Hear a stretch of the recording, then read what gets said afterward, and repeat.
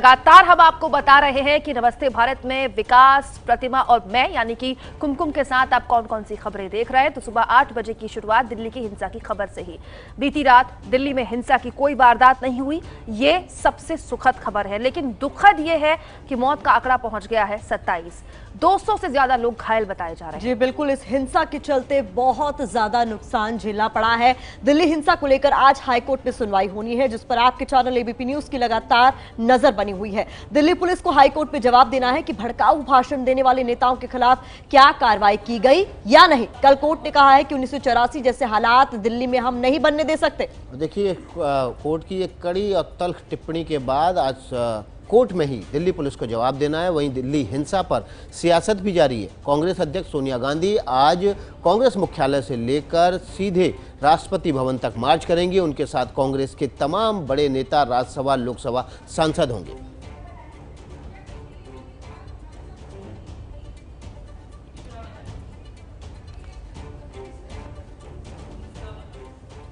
चलिए, हमारे साथ पूर्व डीजीपी उत्तर प्रदेश के विक्रम सिंह जी जुड़ चुके हैं। और विक्रम जी, मैं आपसे कई सवाल लूंगी क्योंकि आप महकमे में रहे हैं, डिपार्टमेंट के अंदर की क्या मजबूरियां होती है, बाहर कौन कौन से सवाल डिपार्टमेंट से पूछ रहा है दिल्ली में, आपकी नजर से मैं बेहतर तरीके से दर्शकों को बता पाऊंगी। लेकिन प्रतिमा, उससे पहले क्या? जी बिल्कुल, देखिए आपको दिल्ली हिंसा से जुड़ी हुई एक खबर हम बता रहे हैं। दिल्ली हिंसा ने आम आदमी पार्टी के साथ साथ वर्दी वालों को भी अपनी चपेट में ले लिया है। कांस्टेबल रतनलाल के बाद अब एक आईबी ऑफिसर अंकित शर्मा की भी मौत हो गई। और देखिए, ये देश के और समाज के प्रहरी हैं, उनके ऊपर भी हमला किया जा रहा है, उनकी भी जान ली जा रही है। अंकित का क्या कसूर था?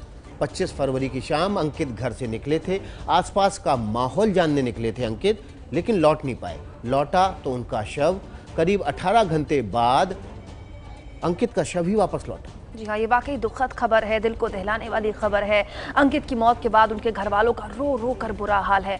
परिवार पूछ रहा है, जानना चाहता है कि उनकी जान किसने ली, क्यों ली। किसी के पास जवाब ही नहीं।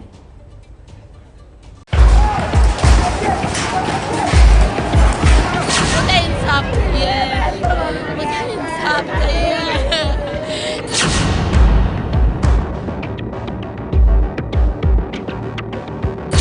पूरी तरह काटा, मारा और उन्हें सर 8 बजे यहाँ पे नाले में फेंक दिया। ये है आईबी ऑफिसर अंकित शर्मा का परिवार, जो रो रो कर इंसाफ की दुहाई मांग रहा है।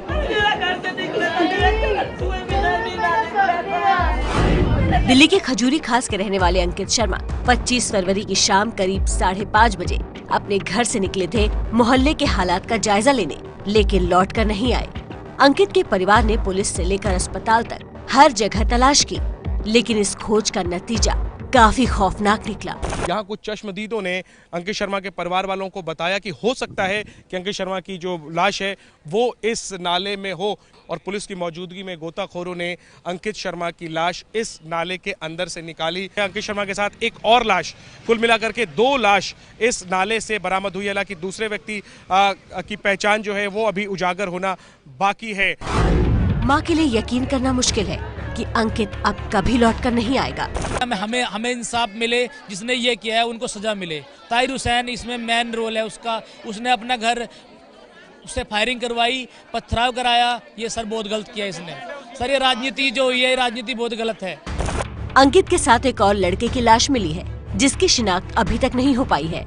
अंकित के परिवार ने मुस्तफाबाद से आम आदमी पार्टी के पार्षद ताहिर हुसैन पर अंकित की हत्या का आरोप लगाया है। मुझे मेरा बच्चा चाहिए, मेरा बच्चा पानी में गिर के ईंट भर के बोरे ढक दिया मेरे बच्चे पे।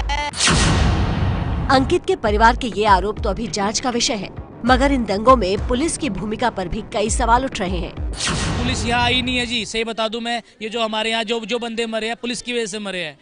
पुलिस आई नहीं है यहाँ पे सर। जब आई है थोड़े टाइम के लिए पुलिस यहाँ आई है, और सर जब बीच बीच में आती थी थोड़ा 1 घंटा रुकी और चली गई। अंकित का अंतिम संस्कार आज उनके पैतृक गांव मुजफ्फरनगर के इटावा में पूरे राजकीय सम्मान के साथ किया जाएगा। लेकिन सवाल ये है कि आखिर वो कौन लोग हैं जो इस हिंसा को रोकने की कोशिश करने वालों को भी नहीं बख्श रहे हैं। तो आईबी अधिकारी अंकित शर्मा की हत्या का रहस्य और गहराता जा रहा है। अंकित के परिवार वालों ने अंकित की हत्या का आरोप मुस्तफाबाद से आम आदमी पार्टी के पार्षद ताहिर हुसैन पर लगाया है। देखिए, ये पहला आरोप है जब इस हिंसा में किसी राजनीतिक दल के किसी प्रतिनिधि का, चुने हुए प्रतिनिधि का नाम सामने आ रहा है। आम आदमी पार्टी के मुस्तफाबाद से पार्षद हैं ताहिर हुसैन। हालांकि ताहिर ने अंकित की हत्या से पल्ला झाड़ लिया है। ताहिर का कहना है कि जिस दिन अंकित की हत्या हुई उस दिन वो घर पर नहीं थे। हालांकि अब ये जांच का विषय है। ताहिर से हमारे संवाददाता अभिषेक रावत ने भी बात की, जिसमें उन्होंने अंकित की हत्या को, आरोप को जो उन पर लग रहे हैं, सिरे से नकार दिया है। वो बातचीत आपको हम आगे दिखाएंगे। लेकिन ताहिर हुसैन आम आदमी पार्टी के पार्षद, जिनके घर की ये तस्वीर अब सोशल मीडिया में वायरल है। एक बहुत सारी भीड़ मेरे जो ऑफिस का गेट है उसे तोड़ के जबरदस्ती अंदर छत पे चढ़ गई थी, जिसके लिए लगातार मैंने पुलिस से मदद मांगी और कई घंटों के बाद यहाँ पर पुलिस फोर्स पहुंची, सब काबू हुआ। और उस वक्त जो यहाँ पे पुलिस अधिकारी मौजूद थे, उनकी निगरानी में पूरे मकान की, पूरी बिल्डिंग की, पूरे ऑफिस की तलाशी ली गई, उसको अच्छे से चेक किया गया। लगातार पुलिस फोर्स की निगरानी में वो बिल्डिंग, वो जगह रही, पूरी रात रही, कल भी पूरा दिन रहा। लेकिन फिर पता ना ऐसा क्यों हुआ कि पुलिस फोर्स वहां से हट गई और उसके बाद दोबारा से दंगाइयों ने वही काम किया जिसका मुझे डर था। और देखिए, पहली बार किसी राजनीतिक दल के चुने हुए प्रतिनिधि का नाम सामने आ रहा है और इस पर सियासत बिल्कुल सियासत बढ़ेगी। हमारे साथ हमारे संवाददाता अभिषेक रावत ने फोन पर बात की है ताहिर हुसैन से। सुनते हैं ताहिर हुसैन ने क्या बताया है। अभिषेक रावत ने ये एक्सक्लूसिव बातचीत की है। हमारे सहयोगी अभिषेक रावत कल से ताहिर हुसैन को ट्रैक कर रहे थे। शाम को ये खबर आई थी कि आम आदमी पार्टी के मुस्तफाबाद से जो पार्षद हैं ताहिर हुसैन, उनके ऊपर आरोप लग रहे हैं कि उन्होंने आईबी के अफसर अंकित की हत्या करवाई है या की है। सुनते हैं अभिषेक रावत ने क्या बात की है ताहिर हुसैन से। हाँ, हेलो जी ताहिर जी, मैं अभिषेक बोल रहा हूँ एबीपी न्यूज से। 2-3 नए वीडियो आए हैं, उसमें आप छत पे हैं, रेड स्वेटर में, फोन पे भी बात कर रहे हैं, नीचे झांक भी रहे हैं और जो लड़के ऊपर हैं उनसे कुछ बातचीत भी कर रहे हैं। 24 तारीख को जी शाम 8 बजे पुलिस के साथ हम वहाँ से बाहर निकल गए थे और आपके सामने भी जब ऊपर छत पे हैं आप, तो ऊपर से पथराव हो भी रहा है, तो क्या आपने उनको रोकने के लिए कोशिश करी या कुछ? बिल्कुल सर, हम कल दोबारा से ये जो आप बात कर रहे हो, ये कल दोबारा शाम के वक्त की बात है, जो ये 4 बजे के आसपास वहाँ फोर्स हट गई थी। 2 दिन का वाकया है ये। जी जैसे कि आप बात कर रहे हैं, 24 तारीख है, पहला दिन है 24 तारीख को, जब मैंने लगातार पुलिस से संपर्क किया। जो रेड स्वेटर आपने मतलब परसों पहना होता क्या, जो जिसमें आप ऊपर छत पर नजर आ रहे हैं? भाई साहब, मैंने परसों ही पहना था, कल भी। वो तो अच्छा, मतलब मेरे पास कपड़े वपड़े कुछ है ही नहीं, सब कुछ तो वही है मेरे घर में। अच्छा, हम तो खाली हाथ वहाँ से निकले ना फिर जान बचा। ओके। तो ये खास बातचीत अभिषेक की ताहिर हुसैन से हमने आपको सुनाई। और देखिए, हमारी स्क्रीन में हमारे साथ पूर्व डीजीपी उत्तर प्रदेश के विक्रम सिंह जी मौजूद हैं। विक्रम जी, दिल्ली में हिंसा हुई, हमने देखी, हिंसा के निशान अब हम लोगों को दिखा रहे हैं, लेकिन ये सोचने और समझने की बात है कि एक ट्रेंड आईबी का ऑफिसर, जिसे बकायदा इस तरह के हालात की ट्रेनिंग दी जाती है, वो भी इसकी चपेट में आया, लहूलुहान शव मिला है नाले से। क्या भयानक ऐसी स्थिति हो सकती है कि इतना ट्रेंड अधिकारी इसकी चपेट में आ जाए? कुमकुम जी, प्रतिभा जी, विकास जी, नमस्कार। ये अत्यंत दुर्भाग्यपूर्ण घटनाक्रम हुआ है और ऐसे घटनाक्रम में कोई जब अकेले अलग थलग पड़ जाता है, मैं हमेशा अपने प्रशिक्षण कार्यक्रम में कहता हूं, विशेषकर महिला अधिकारी, जो हमारे अधिकारी ऐसे अकेले कहीं पड़ जाएं तो अपनी एक सुरक्षा के बारे में एक कार्य योजना जरूर बना लें। पहले ही सोच लें कि हम अपनी सुरक्षा कैसे करेंगे, क्योंकि ये जो क्षति हुई है, चाहे रतन लाल की हो या इस अधिकारी की हुई हो, उसकी अब भरपाई कभी हो नहीं सकती है। मनोबल के ऊपर एक जो प्रश्न चिन्ह लगता है, हमारी कार्य पद्धति के ऊपर ये लगता है, लेकिन इसके बारे में वांछित सावधानी, और हर अधिकारी को मेरा आह्वान होगा कि अपनी सुरक्षा के बारे में जागरूक रहें, क्योंकि अगर उसमें ज़रा सी भी चूक होती है तो इसके ऊपर आप देख लीजिए मनोबल के साथ साथ छवि धूमिल होती है और जो आपराधिक तत्व है उनका मनोबल आसमान छूने लगता है। बहुत हैरान करने वाली बात है विक्रम सिंह जी जो आप बता रहे हैं, और जानने के लिए भी हम लोग उत्सुक थे ये कि एक इंटेलिजेंस ऑफिसर किस तरीके से इस तरीके की हिंसा का शिकार हो सकता है। अभिषेक रावत हमारे संवाददाता हमारे साथ लाइव जुड़ गए हैं इस वक्त, आप उनको सुनने की कोशिश कीजिएगा। अभिषेक, आपने ताहिर हुसैन से बात की, आम आदमी पार्टी के वो पार्षद जिन पर आरोप लग रहा है अंकित की हत्या कराने का, क्या सफाई में बोल रहे हैं वो अपनी? जी, तारिक हुसैन से जो हमारी बात हुई थी तो उन्होंने तो इसे एक जो है राजनीतिक आरोप बताया है। उनका कहना है कि जिस दिन अंकित की हत्या हुई है वो उस बिल्डिंग को छोड़ चुके थे एक दिन पहले ही, और उनका कहना है कि उनकी उस बिल्डिंग में जबरन लोग घुसाए थे जिन्होंने ऊपर से चढ़कर जो है पेट्रोल बम फेंके हैं और पथराव किया है, जबकि जो स्थानीय लोग हैं और खुद अंकित के परिजन हैं, उनका ये आरोप है कि तारिक हुसैन की ही देखरेख में वो सारा सुनियोजित तरीके से हमला कराया गया था और अंकित को भी घसीटकर उसी बिल्डिंग में ले जाया गया था, जिसके बाद वहीं से हत्या करने के बाद उसके शव को नाले में ठिकाने लगाया गया है। और तारिक हुसैन का ये कहना है कि उन पर जो है राजनीतिक कारणों से ये आरोप लगाया जा रहा है, जबकि वो इन सभी आरोपों को खारिज कर रहे हैं। चलिए, धन्यवाद अभिषेक। आप कह रहे हैं कि वो राजनीतिक आरोप कह रहे हैं कि राजनीतिक आरोप लगाए जा रहे हैं उनके ऊपर। हमारे साथ हमारे सहयोगी मनोज वर्मा भी मौजूद हैं, उनसे बात करते हैं। मनोज, हमने रात में देखा था, अभिषेक कह रहे थे कि रात में अफवाहें उड़ रही थी दिल्ली में, और जब वो मौके पर जाते थे तो वो अफवाह वाकई में अफवाह ही होती थी, वहाँ ऐसा कुछ हालात बिगड़े हुए नहीं होते थे। क्या सुबह से कुछ इस तरह की अफवाह आपने सुनी है कि किसी इलाके में हालात बिगड़े हों, या हालात अभी भी सामान्य बने हुए हैं, लोगों की आवाजाही सामान्य हो रही है?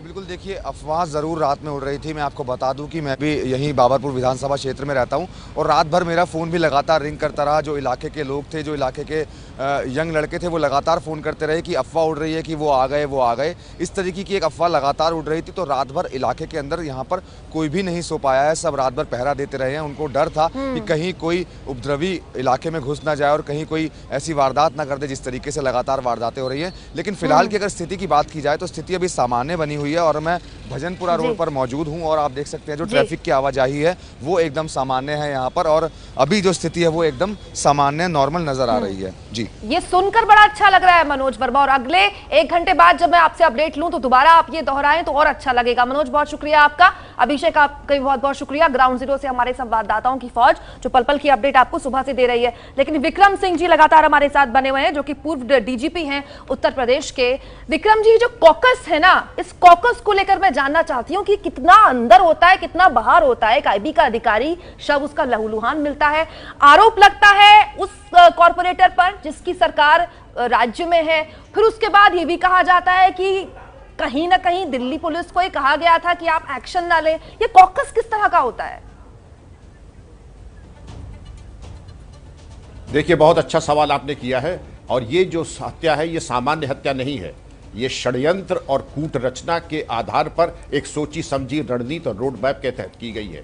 इसमें समय लगा है, इसमें एक व्यक्ति ने हत्या नहीं की है, कम से कम 5-7 व्यक्तियों ने हत्या की है। सच्चाई में बड़ी ताकत होती है, लेकिन बिना प्रतिशोध की भावना से, बिना हड़बड़ाए आप सुनिए अपनी तरीके से एक इन्वेस्टिगेशन प्लान बना करके आप सच्चाई तक बिल्कुल पहुंच सकते हैं, क्योंकि इतने बड़े घटनाक्रम के साक्ष्य मौजूद हैं। आखिरी बार किससे बात की, मृतक का मोबाइल फ़ोन कहाँ है, उसमें क्या क्या मैसेजेस दिए गए थे, लिए गए थे, आखिरी बार किससे बात हुई थी, आखिरी बार परिवार से और अपने विभाग से कब वार्तालाप हुई थी। देखिए, सच्चाई आने में 48 घंटे में दूध का दूध और पानी का पानी हो जाएगा। लेकिन अब आपका दूसरा सवाल, राजनीतिक दबाव, ऐसा पुलिस बल। सवाल मेरा ये है कि अंकित जो आईबी ऑफिसर थे, उनको ट्रेनिंग मिलती है कि कैसे वो छिप के अपने आप की अपनी आइडेंटिटी छिपाकर वो जहां पर भी हो वहां की खबरें अपने हेडक्वार्टर तक पहुंचाते रहें।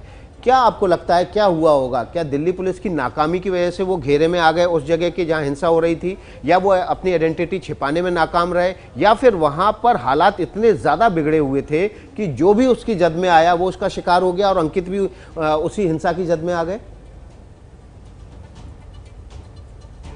नहीं, प्रथम दृष्टया मेरी समझ में वो अकस्मात या दुर्घटना के स्वरूप नहीं, एक षड्यंत्र के तहत चिन्हित करके उनकी हत्या की गई है। कुछ ऐसे शरारती तत्व हैं, चाहे पड़ोस के हों या जहां कहीं भी हों, वो जानते थे अमित किस विभाग में काम करते हैं, और एक सुनियोजित षड्यंत्र के तहत उनकी हत्या की गई, निर्मम हत्या की गई। जैसा कि आपने देखा कि एक सामान्य हत्या होती है, ठीक है, दंगे में चाकू मार दिया, गोली मार दी, लेकिन इस कदर मार करके ईंट से बांध करके नाले में फेंका जाना, जैसा कि अभी घटनाक्रम सामने आया है, इसका मतलब ये एक षड्यंत्रकारी, और जो अच्छी तरीके से जानता था मृतक अमित को, और उसके ऊपर इस प्रकार कातिलाना हमला करके ये हत्या अंजाम दी गई है। बहुत बड़ी बात कह रहे हैं विक्रम सिंह जी, बहुत बड़ी बात कह रहे हैं। बहुत बहुत धन्यवाद विक्रम सिंह जी। और वो बता रहे हैं कि ये जो हालात हैं उससे लग रहा है कि अंकित की हत्या जो है सुनियोजित साजिश है। उनको घेर कर मारा गया, उसके बाद पत्थर से ईंट से बांध के उनके शव को नाले में डाल दिया गया ताकि शव ऊपर ना आए, पहचान नहीं हो पाए। और अंकित की जो हत्या है वो किसी पहचान वाले ने की है, और कम से कम 4 से 5 लोग होंगे। तो इस तरह की की जानकारी विक्रम सिंह जी दे रहे हैं और अगर आगे पुलिस इन्वेस्टिगेशन में ये चीजें सामने आ जाएंगी। देखिए, हम सिर्फ खबर नहीं दिखाते हैं, खबर के अंदर की खबर भी आप तक लेकर आते हैं कि उसकी क्या कुछ पहलू हो सकते हैं। दिल्ली में जो कुछ हुआ वो सच में बहुत ज्यादा डराने वाला था। उपद्रवियों ने 2 दिन में दिल्ली में जो उत्पात मचाया, उसके बाद पूरे देश की नजरें दिल्ली पर टिक गई। लेकिन अब दिल्ली इस डर से धीरे धीरे बाहर निकल रही है। लेकिन उस डर से पहले क्या हुआ? दिल्ली में हुई हिंसा का चारों तरफ विरोध हुआ। दिल्ली की दिन दहलाने वाली तस्वीरें देखकर हर तरफ गुस्सा था और ये गुस्सा देखकर देश में देखने वालों को भी गुस्सा आ रहा था। वाकई तस्वीरें ऐसी हैं जो सवाल पूछती हैं कि अगर देश की राजधानी में ये तस्वीर उभर सकती है तो फिर गली मोहल्ले, छोटे गांव और मोहल्लों के बारे में आप क्या कहिएगा? देश के कई जगहों पर दिल्ली हिंसा के खिलाफ विरोध प्रदर्शन हुए। कोई सरकार से नाराज दिखा तो किसी ने दिल्ली पुलिस पर अपना गुस्सा कैसे उतारा, हमारी ये रिपोर्ट बताएगी। बैरिकेडिंग लगाते पुलिस वाले और सामने हाथ में पोस्टर बैनर लेकर खड़े लोग। तस्वीरें तमिलनाडु के मदुरई की हैं। बुधवार को मदुरई में लोगों ने दिल्ली में हुई हिंसा के विरोध में प्रदर्शन किया। इस प्रदर्शन में भारी संख्या में महिलाएं और बच्चे भी सड़क पर उतरे।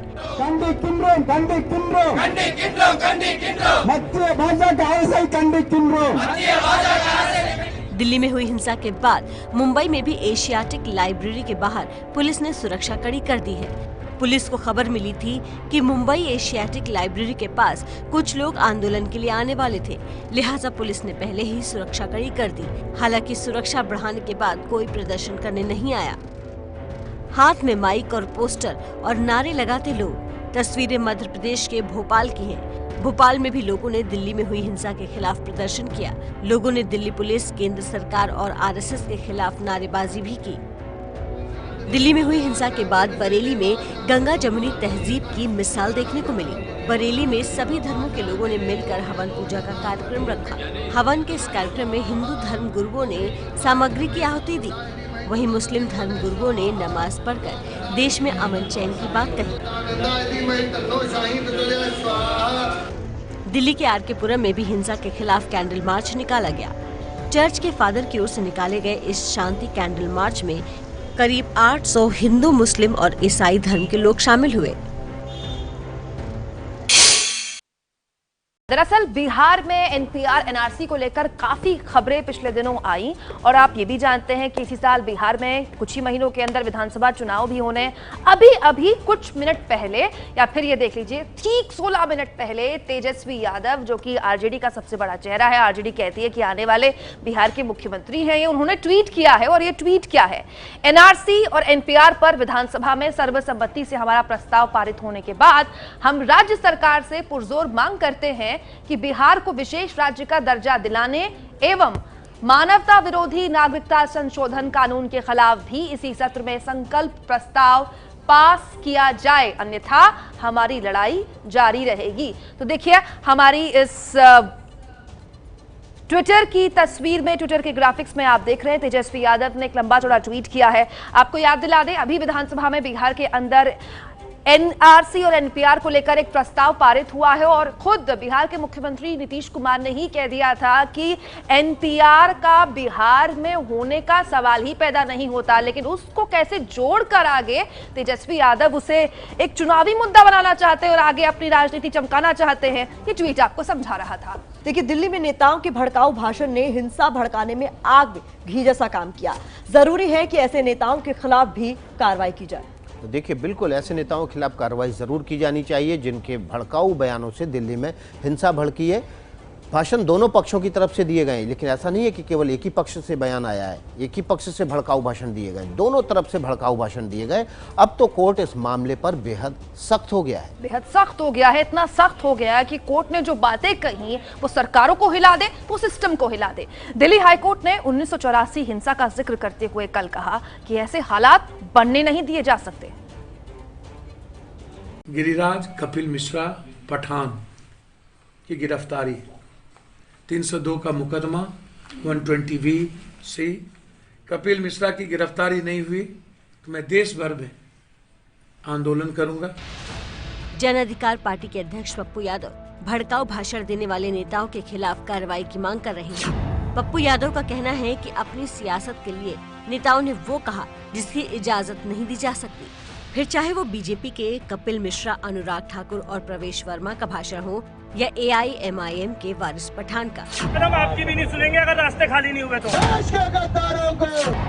15 करोड़ है मगर 100 के ऊपर भारी है, याद रख लेना ये बात, ये याद रख लेना बात। ये लोग आपके घरों में घुसेंगे। दिल्ली हाईकोर्ट भी अब इस मामले में सख्त है। सुनवाई के दौरान जज S मुरलीधर ने दिल्ली पुलिस के अधिकारी को अदालत में ही भड़काऊ बयान देने वाली नेताओं की वीडियो क्लिप दिखाई और कुछ सवाल पूछे। भड़काऊ भाषण देने वाले नेताओं के खिलाफ क्या कार्रवाई हुई? कोर्ट चाहती है कि भड़काऊ भाषण देने वाले नेताओं के खिलाफ मामला दर्ज हो। अगर दिल्ली पुलिस ने समय रहते कार्रवाई की होती तो आज दिल्ली न जलती। दिल्ली को कब तक इस तरह जलने दे? 1984 जैसे हालात बनते नहीं देख सकते। इसके अलावा हाईकोर्ट ने दिल्ली पुलिस से कहा कि कपिल मिश्रा, अनुराग ठाकुर और प्रवेश वर्मा के खिलाफ FIR दर्ज करने के लिए किसी निर्देश की जरूरत ही नहीं होनी चाहिए थी। दिल्ली पुलिस को खुद ही FIR दर्ज करनी चाहिए थी। आज फिर दिल्ली हाईकोर्ट मामले की सुनवाई करेगा, जिसमें दिल्ली पुलिस को बताना होगा कि क्या उन्होंने भड़काऊ भाषण देने वाले नेताओं के खिलाफ FIR की है या नहीं।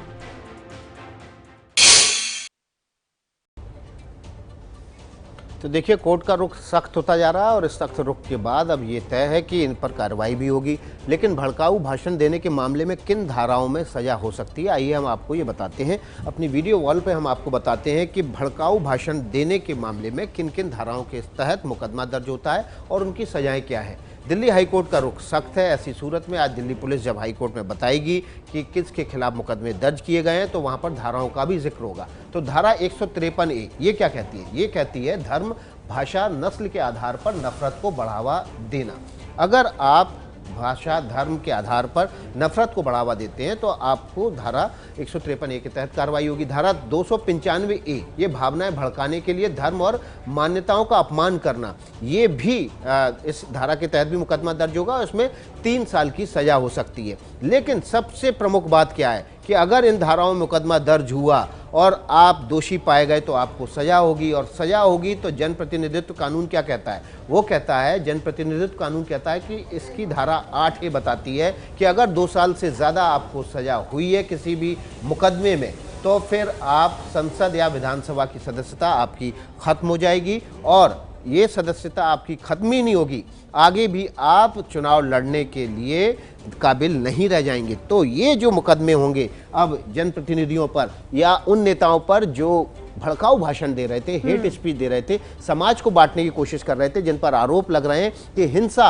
इन्हीं नेताओं के बयानों की वजह से हुई है, उन पर अब मुकदमे दर्ज होंगे। और अगर दोषी पाए गए तो फिर वो चुनाव लड़ भी नहीं सकते, उनकी सदस्यता भी जा सकती है। दिल्ली हिंसा से जुड़ी हुई एक और खबर हम आपको बताते हैं, जिस पर सोशल मीडिया में अलग अलग तरह की प्रतिक्रियाएं आ रही हैं। क्या आप जानते हैं कि दिल्ली हिंसा की सुनवाई से जुड़े हुए एक जज का अचानक तबादला हो गया?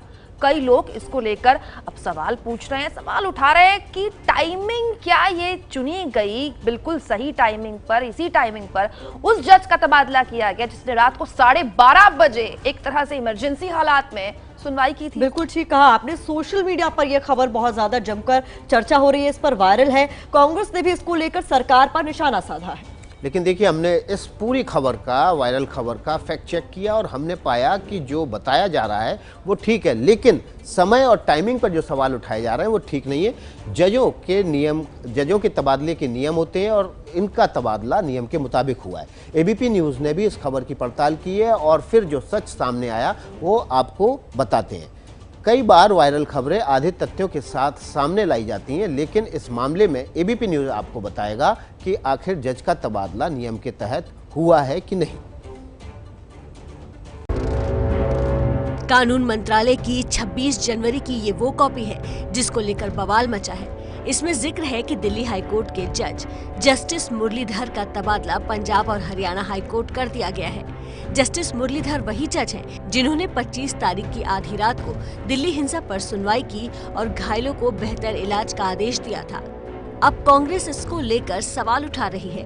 कांग्रेस प्रवक्ता रणदीप सुरजेवाला ने ट्विटर पर लिखा कि JS मुरलीधर की अगुवाई वाली बेंच ने बीजेपी नेताओं और सरकार को दिल्ली हिंसा के लिए जिम्मेदार ठहराया। रातों रात उनका तबादला दिल्ली हाईकोर्ट से हो गया। जस्टिस मुरलीधर के तबादले की पड़ताल आपके चैनल एबीपी न्यूज ने की। पड़ताल के दौरान पता चला कि 12 फरवरी को सुप्रीम कोर्ट के कॉलेजियम की बैठक हुई थी। बैठक में 3 जजों के तबादले की सिफारिश की गई थी, जिसमें जस्टिस मुरलीधर का भी नाम था। एबीपी न्यूज के पास कॉलेजियम की सिफारिश की वो कॉपी भी है। यानी पड़ताल में साफ है कि जस्टिस मुरलीधर का तबादला नियमों के मुताबिक हुआ। तो देखिए, कॉलेजियम के तहत ट्रांसफर हुआ है। कॉलेजियम की बैठक भी 2 हफ्ते पहले हुई थी, लेकिन इसी को सियासत कहते हैं जब आप आधे तथ्यों के साथ राजनीति करने लगते हैं। आरोप हालांकि बीजेपी ये भी लगा रही है कि रात को 12:30 बजे हाईकोर्ट इसलिए बैठा क्योंकि जज साहब की पत्नी जो है वो एक्टिविस्ट है। दिल्ली के दंगा प्रभावित इलाकों में बीती रात शांति से बीती। कहीं से भी किसी भी तरह की हिंसा की कोई खबर सामने नहीं आई और ये सुकून भरी खबर है कि कहीं से भी हिंसा की कोई खबर अभी तक नहीं आई है। इसकी शुरुआत 25 फरवरी की रात ही हो गई थी, जब राष्ट्रीय सुरक्षा सलाहकार अजीत डोभाल हिंसाग्रस्त इलाकों का जायजा लेने पहुंचे थे। जी हां, अजीत डोभाल ने न सिर्फ पूरी रात गश्त की बल्कि अगली सुबह यानी कि कल दोपहर भी वो उन इलाकों में थे। डोभाल हिंसाग्रस्त इलाकों की संकरी गलियों में घूमकर शांति का संदेश दे रहे थे। हिंसाग्रस्त इलाकों की एक रिपोर्ट भी गृह मंत्री अमित शाह को बाकायदा वो सौंपने वाले हैं।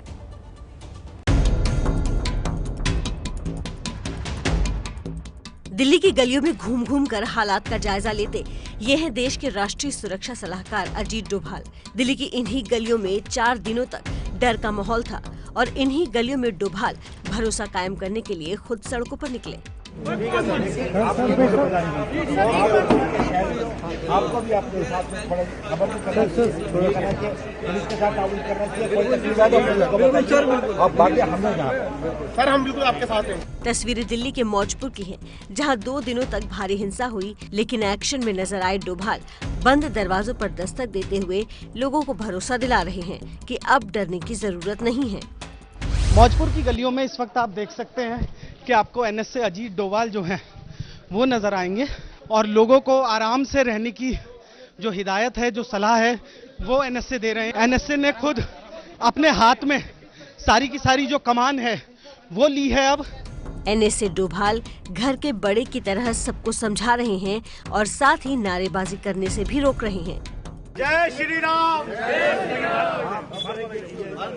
ऐसा नारेबाजी जो है इससे ये जो नारेबाजी इससे किसी का लाभ नहीं होता। अगर भारत माता को प्रेम करते हो, अपने दोस्तों को, अपने जिसके साथ आप रहते हैं उनके साथ एक प्रेम की भावना से रहना चाहिए। किसी ने भारत माता की जय के नारे भी लगाए। डोभाल ने उन्हें भी समझाया।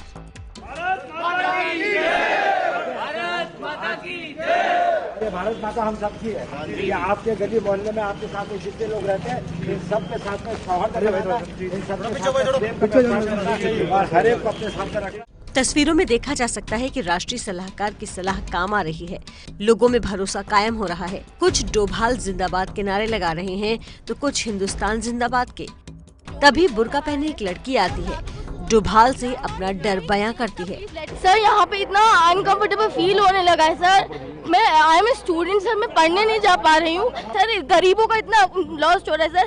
Police are not protecting there sir, we are not safe their own home sir. मैं सुन भी लिया और समझ भी लिया सर, मैं सिर्फ आपसे told me has been told to me by others also, and I've assured them that you don't have to worry. It is a responsibility of the government, it is a responsibility of the police, and everybody will stand up to the responsibility. NSA ने इलाके के पार्षद से मिलकर उन्हें भी राजनीतिक धर्म याद दिलाया। बहुत खुशी साहब आपसे मिलके।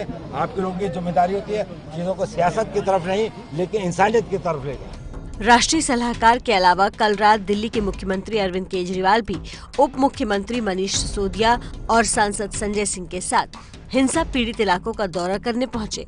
केजरीवाल ने विश्व विहार करावल नगर का दौरा किया और दंगा पीड़ितों से बात कर लोगों को समझाया।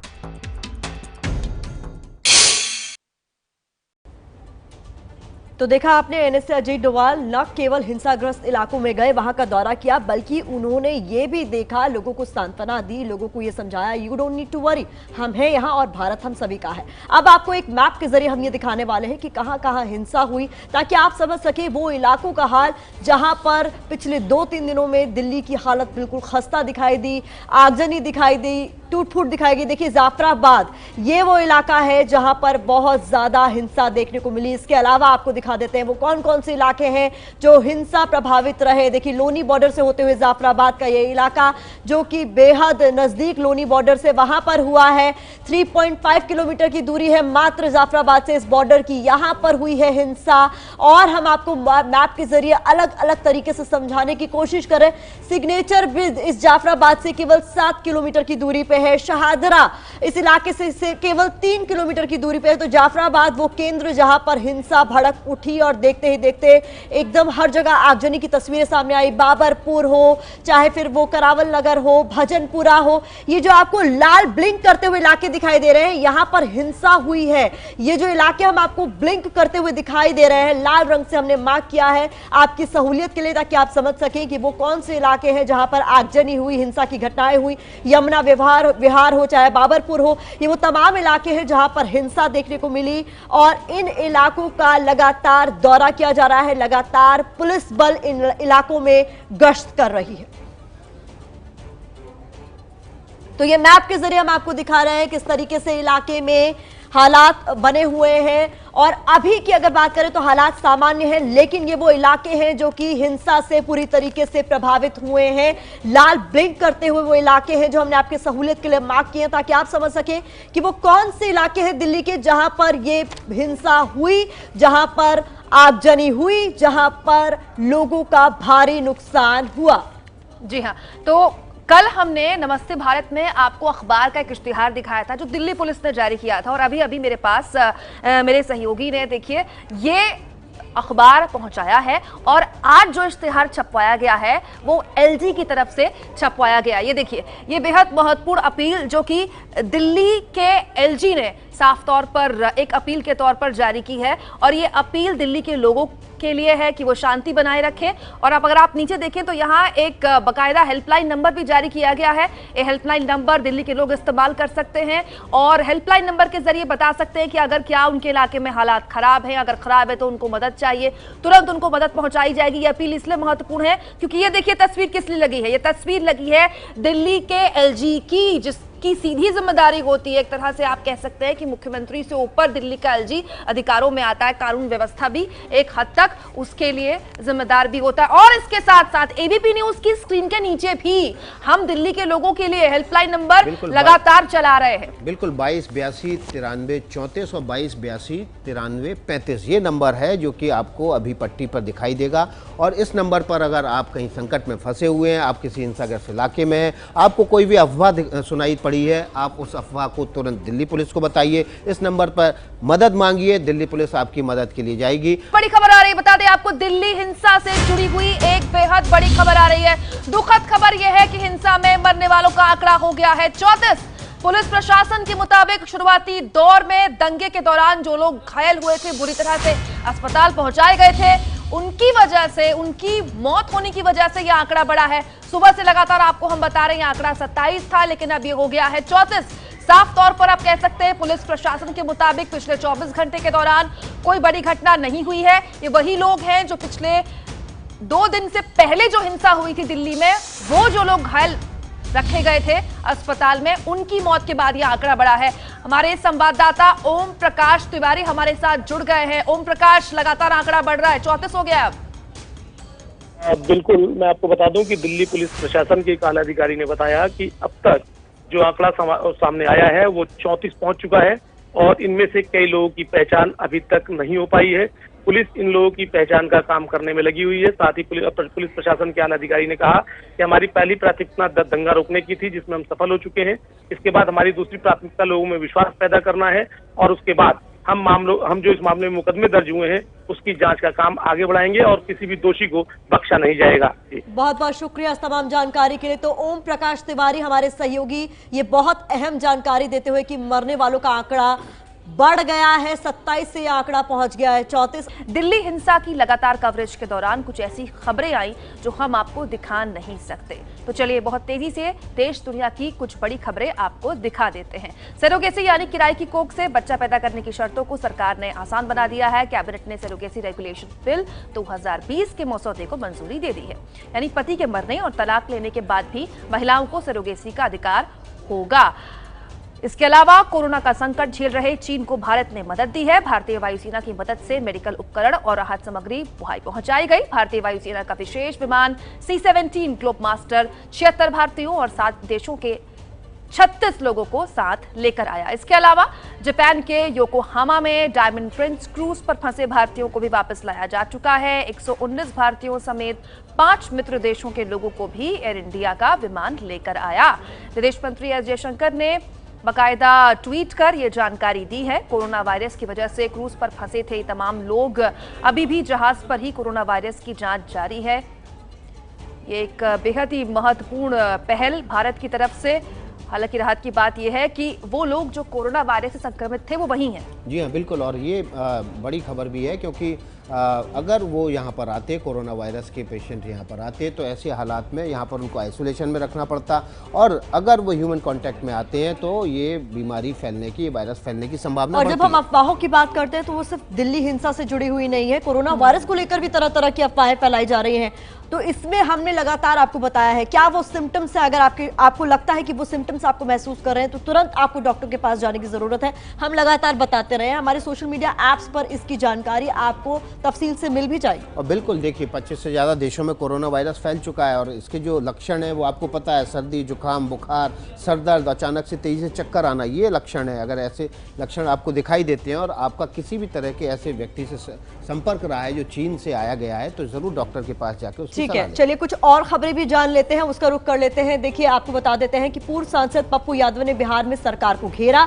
पप्पू यादव ने कहा कि अगर कपिल मिश्रा, वारिस पठान गिरफ्तार नहीं हुए तो वो देश भर में आंदोलन करेंगे। इसके अलावा पटना के गांधी मैदान में नागरिकता कानून NRC के विरोध में रैली निकालेंगे CPI के नेता कन्हैया कुमार। सुबह 10 बजे से शुरू होगी रैली। स्वरा भास्कर, अनुराग कश्यप समेत कई लोग इसमें शामिल होने वाले हैं। इसके अलावा आपको बता दें, अगली खबर भी बिहार से है। बिहार चुनाव से पहले RJD सुप्रीमो लालू के बेटे तेज प्रताप यादव ने शुरू किया है चुनावी अभियान। तेज रफ्तार तेजस्वी सरकार के नारे वाली टी-शर्ट बांटकर तेजस्वी को CM बनाने की अपील की जा रही है। इसके अलावा आपको बता देते हैं, बेरोजगारी हटाओ यात्रा के तहत बिहार के गया में जनसभा को संबोधित करेंगे RJD नेता तेजस्वी यादव। 23 फरवरी को तेजस्वी ने शुरू की है बेरोजगारी हटाओ यात्रा। इसके अलावा आपको एक और अहम खबर देते हैं, समाजवादी पार्टी के सांसद आजम खान को रामपुर जेल से शिफ्ट किया गया है। आज जमानत याचिका पर भी होनी है सुनवाई। आजम खान पर कुल 88 मामले दर्ज हैं। तो ये कुछ बड़ी खबरें हम आपके सामने रख रहे हैं, जहां पर बिहार से कई सारी खबरें आई हैं। उसके अलावा हम आपको बता रहे हैं कि कौन कौन सी वो खबरें हैं जिस पर आज दिन भर नजर बनी रहने वाली है।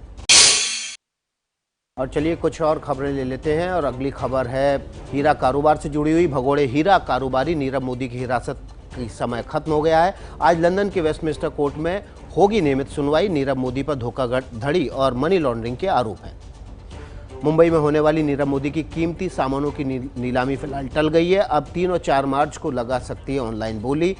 महंगी घड़ियों, कारों समेत 112 सामानों की होनी है नीलामी। नीलामी में कई महंगी पेंटिंग्स भी शामिल हैं। अगली खबर छत्तीसगढ़ से है। छत्तीसगढ़ के दंतेवाड़ा में नक्सलियों के मंसूबों पर पानी फिर गया है। रास्ते पर बिछाए गए जाल का सुरक्षा बलों ने किया पर्दाफाश। गुरगुम गांव में नक्सलियों ने लगाए थे ट्रैप। कुछ और अहम खबरें भी रख रहे हैं आपके सामने। वाराणसी के शिवपुर इलाके में हत्या का मामला सामने आया है। मुगलसराय के रहने वाले कमलेश यादव को शादी में बुलाकर गोली मारी गई। कुछ दिन पहले ही कुछ लड़कों से उनकी कहासुनी हुई थी। पुलिस शिकायत दर्ज कर जांच में जुट गई है। अगली खबर आपको बता देते हैं जो है मेरठ से। मेरठ के बाजार में हुई कपड़ों की ठगी। एक महिला दुकान में बिना पैसे दिए कपड़े लेकर रफू चक्कर हो गई। महिला ने खुद को आयकर विभाग का अधिकारी बताया था। दुकानदार ने पुलिस में शिकायत दर्ज कराई है। पहले भी कई लोगों से ठगी कर चुकी है आरोपी महिला। अगली खबर बिहार से है। बिहार के हाजीपुर में बड़ा हादसा हुआ है। बिजली का काम कर रहे 7 मजदूर मेन लाइन चालू होने की वजह से झुलस गए। एक की मौत हो गई। बिजली विभाग के कर्मचारी पर लापरवाही का आरोप लगा है। मजदूरों ने हंगामा किया। अगली खबर दार्जिलिंग से है, जहां भारी बर्फबारी के चलते कई रास्ते जाम हुए हैं। टाइगर हिल, संदकफू इलाकों में सबसे ज्यादा बर्फबारी हुई। दार्जिलिंग में पहाड़ों पर बर्फबारी का मजा लेने पहुंच रहे हैं सैलानी। मुंबई में शाहरुख खान ने ऑस्ट्रेलिया का शुक्रिया किया। ऑस्ट्रेलिया की यूनिवर्सिटी से शाहरुख खान को 2019 में मिली थी डॉक्टरेट की डिग्री। भारतीय फिल्म फेस्टिवल को लेकर ऑस्ट्रेलिया के साथ अच्छे संबंधों की कही बात। इस वक्त एक बड़ी खबर आ रही है दिल्ली हिंसा से जुड़ी हुई। बड़ी खबर यह है कि फायर ब्रिगेड को कल रात 19 कॉल्स मिली हैं। दिल्ली हिंसा से जुड़ी हुई बड़ी खबर आपको हम बता रहे हैं। फायर ब्रिगेड को कल रात 19 कॉल आई है कि उनके इलाके में कॉल इस बात को लेकर आई कि आग लगी है। रात को 12 बजे से सुबह 8 बजे तक ये कॉल्स आई हैं। 100 से ज्यादा फायर कर्मचारी इस वक्त मौके पर तैनात हैं। तो मनोज वर्मा हमारे साथ फोन लाइन पर जुड़ गए ज्यादा जानकारी के साथ। मनोज, हम लगातार एबीपी न्यूज के दर्शकों को बता रहे हैं किस तरीके से अफवाहें फैलाई जा रही हैं। ये जो कॉल्स आई हैं, इसके पीछे की क्या सच्चाई निकली? क्या ये सच था जो ये अफवाहें थी? जी बिल्कुल, देखिए कुछ इन कॉल्स में कुछ अफवाहें भी थी और कुछ वो कॉल्स थी जिसमें जो परसों आग लगी थी उनमें से जो आग दोबारा से जल गई थी, वो जो जहां पर आग लगाई गई थी दोबारा से चिंगारी भड़की थी मतलब मनोज। लेकिन बाकी जो आग पर जो फायर ब्रिगेड की टीम थी उन्होंने आग पर काबू पा लिया। आपको बता दें कि 100 जो फायरमैन है उनको डिप्लॉय किया गया है उन इलाकों में जहां पर हिंसा हुई है, और तमाम फायर ब्रिगेड की जो गाड़ियां हैं वो अब इलाकों में खड़ी हुई हैं। तो जहां भी कॉल मिल रही है फायर ब्रिगेड वहां पर पहुंच रही है। लेकिन इन 19 कॉल्स में से कुछ अफवाहें थी और कुछ वो आग लगी थी जो पहले से ही लगी हुई थी और दोबारा से जल गई थी। जी, तो बड़ी खबर दे रहे हैं मनोज वर्मा, कह रहे हैं कि कोई नई हिंसा या आगजनी की घटना नहीं हुई है। हालांकि देर रात तक सुबह 8 बजे तक, देर रात से सुबह 8 बजे तक फायर ब्रिगेड को ऐसी 19 कॉल मिली थी, लेकिन इसमें से कुछ अफवाह साबित हुई और कुछ पुरानी आगजनी की घटनाओं में दोबारा से चिंगारी भड़कने की वजह से फायर कॉल हुई थी। बीती रात दिल्ली में हिंसा की कोई वारदात नहीं हुई, जो कि एक अच्छी खबर है। लेकिन इस बीच दुखद खबर यह है कि मौत का आंकड़ा 34 तक पहुंच गया है। 200 से ज्यादा लोग इस हिंसा के चलते घायल हुए हैं। और देखिए, ये बेहद दुख पहुंचाने वाली खबर है कि जो मौत का आंकड़ा है वो बढ़ता चला जा रहा है।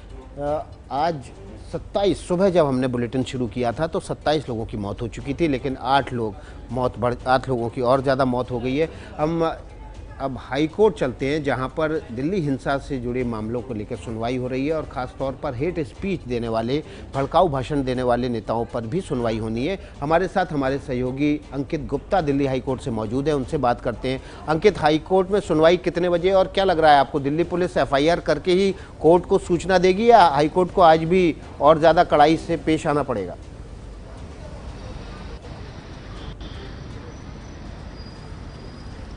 विकास, सबसे पहले सुनवाई कितने बजे शुरू होगी? सुनवाई शुरू होगी दोपहर 2:15 बजे। दूसरी अहम जानकारी, कल जिन जस्टिस मुरलीधर ने मामले की सुनवाई की थी, आज वो मामले की सुनवाई नहीं करेंगे। मामले की सुनवाई करेंगे मुख्य न्यायाधीश। उसकी वजह क्या? उसकी वजह यह है कि कल मुख्य न्यायाधीश की कोर्ट में ही इस मामले की सुनवाई होनी थी, लेकिन वो छुट्टी पर थे, तो जस्टिस मुरलीधर ने मामले की सुनवाई की थी। और आज जब मुख्य न्यायाधीश छुट्टी से वापस आए हैं तो वो उस मामले की सुनवाई करेंगे। तीसरी चीज ये है कि दिल्ली पुलिस से कल जस्टिस मुरलीधर ने कहा था कि आप कमिश्नर से बताइए जाकर के कि हम चाहते हैं कि जिन भी लोगों ने भड़काऊ भाषण दिए, जिसमें कपिल मिश्रा का नाम था, अनुराग ठाकुर का नाम था, अभय वर्मा का नाम था और प्रवेश वर्मा का नाम था, तो इन सबके खिलाफ आपराधिक मामला दर्ज होना चाहिए। तो दिल्ली पुलिस को आज मुख्य न्यायाधीश की कोर्ट में सुनवाई होगी तो ये बताना होगा कि मामला दर्ज हुआ या नहीं हुआ। ठीक है, बहुत शुक्रिया आपका अंकित गुप्ता। आप लगातार हमारे साथ बने रहिएगा क्योंकि 2 बजे के आसपास जैसे ही अपडेट होती है मुझे आपसे जानना है वो अपडेट। और अंकित गुप्ता के लिए कहा जाता है कि सुप्रीम कोर्ट हो या हाई कोर्ट हो, कोर्ट से निकली खबर सबसे पहले एबीपी न्यूज में अंकित गुप्ता ही पहुंचाते हैं। और निपुण की और अंकित की जो जोड़ी धमाल मचाती है। दिल्ली में कल से हिंसा की कोई घटना नहीं हुई, ये सबसे राहत की बात है। और राहत की बात यह भी है कि धीरे धीरे दिल्ली पटरी पर लौट रही है। आपको ये भी जान लेना चाहिए कि देखिए, जरूरी सामानों की खरीद के लिए लोग अपने घरों से बाहर निकल रहे हैं, तो ये भी एक अच्छी खबर इस बीच निकलकर सामने आ रही है। देखिए, बिल्कुल रोजमर्रा के सामान की खरीद के लिए घर से बाहर निकलना, ये दिखाता है कि लोगों का भरोसा लौट रहा है। एबीपी न्यूज संवाददाता अंजलि सिंह जाफराबाद पहुंची, वहां कैसे हालात हैं आपको दिखाते हैं ये रिपोर्ट। दिल्ली के जाफराबाद इलाके में इस समय हम मौजूद हैं, जहां पर आज हालात काफी सुधरते हुए नजर आ रहे हैं, काफी सामान्य नजर आ रहे हैं। लोग सड़कों पर दिखाई दे रहे हैं और अब घरों की जरूरतों की चीजें भी जा रही हैं। सर, आप लोग दूध लेकर जा रहे हैं जी? कितने दिन बाद निकले हैं आप लोग? मैडम, हम तो कोई परेशानी है नहीं, रोज निकल रहे हैं सुबह के टाइम, पुलिस ने भी छूट दे रखी है, ऐसे कोई परेशानी नहीं है। बुत्तापुर थे वो यहाँ से चले गए, अब कोई ऐसा मामला नहीं है यहाँ पर। मतलब दूध के दाम ज्यादा करके दिए जा रहे हैं? हाँ, दूध के दाम ज्यादा लिए जा रहे हैं और सौदे जो और लेते हैं उनके भी दाम ज्यादा लिए जा रहे हैं। कितना महंगा आप लोग को पड़ रहा है? तकरीबन 10 रुपए 20 रुपए किलो पर ज्यादा ले रहे हैं। और कितनी दूर आप लोग को जाना पड़ता है अभी सामान लेने? आप लोग के आसपास की दुकानें तो अभी खुल नहीं रही हो? हाँ, वो बस्ती में नहीं खुल रही है, कभी 1-2 घंटे के लिए खुलती हैं, बाकी ये ब्रह्मपुरी वगैरह जाना पड़ता है। पैदल जाते हैं? हाँ, पैदल जाते हैं। हाँ, और बाकी सब ठीक है, अल्लाह का शुक्र है, कोई ऐसी बात नहीं है। दरअसल ये भी एक असर है लोगों के ऊपर जो पड़ रहा है कि अब चूंकि रोजमर्रा की चीजें चाहिए तो लोग लेकर भी आ रहे हैं। हालांकि जो दुकानें आसपास में खुल रही हैं, कुछ घंटों के लिए खुल रही हैं, तो वो सामान जो है वो महंगा मिल रहा है। यानी आम कीमत से अगर जहां पर लोग हैं उनका कहना है कि दूध 10 से 20 रुपए प्रति किलो ज्यादा के रेट से मिल रहा है। लेकिन इसके बावजूद लोग चाहते हैं कि अब जो शांति आनी शुरू हुई है वो ठीक हो, हालात सामान्य होने शुरू हुए हैं तो वो वैसे ही रहें। हालांकि अब पूरे रास्ते पर आप देखेंगे कि अब धीरे धीरे सामान्य हालात बनने शुरू हो गए हैं और लोग भी अब अपने घरों का, अपने रोजमर्रा की ज़रूरतों का सामान लेने निकल रहे हैं। सर, कितने आप लोगों को मिल पा रहा है दूध? आप लेकर आ रहे हैं? आराम से बहुत दूध मिल रहा है, बहुत बढ़िया, अच्छी शांति है, बहुत अच्छा माहौल बना हुआ है, कोई दिक्कत नहीं है। और मैं तो बराबर दूध यहाँ से ला रहा हूँ रोजाना। और देखो, गुंडे तो हर जगह ऐप करते हैं, ये गुंडों का ही काम है, बदमाशों का, अच्छे आदमियों का नहीं है। अच्छे आदमी तो हिंदू मुसलमान में, उधर डेयरी है गोंडा चौक पर पार्क के अंदर, वहाँ से भी दूध लाता हूँ। सुबह को मुलाकात होती है मेरी ठाकुरों से, गुजरों से और सबसे होती है, बड़ा भाईचारा। और जाहिर सी बात है ये सोच जो लोगों की है, यही भारत की संस्कृति, भारत की परंपरा दिखाती है कि किस तरह से लोग आपस में अब मिलकर रह रहे हैं, शांति बहाली की कामना कर रहे हैं। कैमरा पर्सन अजीत चाको के साथ अंजलि सिंह, एबीपी न्यूज, दिल्ली। तो देखिए, नमस्ते भारत जो आपका पसंदीदा प्रोग्राम है, उसमें हम सुबह से दिल्ली हिंसा की बात कर रहे हैं, लेकिन इसकी चर्चा सिर्फ देश में नहीं है, विदेशों में भी इसकी खूब चर्चा हो रही है, विदेशी अखबारों में इसकी चर्चा हो रही है, इसको लेकर खबरें छापी जा रही है। तो अब अपनी इस वीडियो वॉल के जरिए हम आपको दिखाने जा रहे हैं विदेश के जो बड़े अखबार हैं उसमें दिल्ली हिंसा को लेकर क्या कुछ छपा है। सबसे पहले देखिए, न्यूयॉर्क टाइम्स में इसको लेकर क्या छापा गया है। लिखा गया है, दिल्ली हिंसा की जड़ चेतावनी और भड़काऊ भाषण है। तो देखिए, वहां पर भी इस बात की चर्चा है कि नेताओं ने कहीं ना कहीं आग लगाने का काम किया, जिसके चलते हिंसा भड़की है। तो न्यूयॉर्क टाइम्स एक प्रमुख अखबार जिसकी सुर्खियां हमने आपके सामने रखी। द गार्जियन में क्या लिखा गया है, ट्रंप और मोदी भारत अमेरिका के रिश्तों पर काम करके आंक रहे हैं, को कम करके आंक रहे, माफ कीजिएगा। तो ये सुर्खी हमने गार्जियन में। इसके अलावा क्या कुछ लिखा है, ट्रंप की भारत यात्रा के दौरान घातक प्रदर्शन से सहमी दिल्ली। तो सिर्फ ट्रंप की भारत यात्रा की बात नहीं हो रही है, जिस दौरान हिंसा हुई उसकी बात भी गार्जियन में छापी गई है। इसके अलावा द वीक में क्या छापा गया, द वीक में लिखा है, दिल्ली प्रदर्शन कैसे जंग के मैदान में बदल गई भारत की राजधानी की गलियां। तो देखिए, चर्चा दिल्ली की हिंसा की सिर्फ देश में नहीं हो रही है, विदेशी अखबारों ने भी इसे प्रमुखता से छापा है और इस पर चर्चा हो रही है। समाजवादी पार्टी के नेता आजम खान और उनका पूरा परिवार जेल चला गया है। 2 मार्च तक उन्हें रामपुर की जेल में रहना होगा। जी हाँ, बहुत मुश्किल वक्त समाजवादी पार्टी के नेता आजम खान के लिए है। आजम खान और उनके बेटे अब्दुल्लाह आजम खान को रामपुर जेल की बैरक नंबर 1 में रखा गया है। हालांकि पत्नी तंजीम फातिमा को महिला बैरक में रखा गया। इसके अलावा आपको अब बताते हैं कि वो कौन से मामले हैं जिनमें आजम खान को जमानत नहीं मिली और उन्हें जेल जाना पड़ा।